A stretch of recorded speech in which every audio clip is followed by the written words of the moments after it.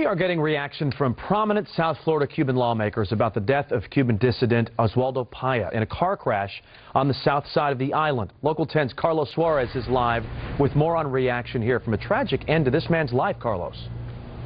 Good afternoon, Jason. We caught up with Congresswoman Ileana Ros-Lehtinen at her Miami office, and the Republican is calling on the international community, including the U.S. government, to launch an independent investigation into Paya's death. The 60-year-old was killed in an accident in Cuba on Sunday, though the circumstances surrounding his death are very much in dispute.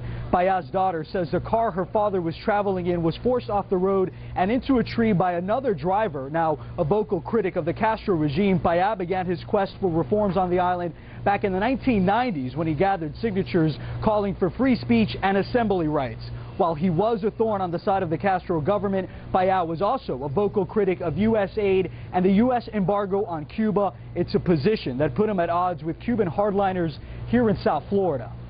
Whatever differences we may have had, no one ever criticized his motivation. No one ever criticized what he wanted to do. We all agreed that the end goal is a free and democratic Cuba. Republican Senator Marco Rubio released this statement, quote, "Paya is one of many heroes on the island who has exposed the myths and failures of the Cuban Revolution and challenged its habitual violation of human rights.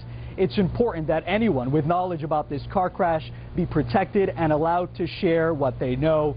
Congresswoman Lehtinen tells me she will be returning to Washington later this afternoon and will be in contact with the State Department in hopes of asking for more information about exactly what happened. But again, the 60-year-old dissident, who was very much a vocal opponent of the Castro regime, died over the weekend. He was 60 years old. Jason? Carlos Suarez live in Miami. Thank you.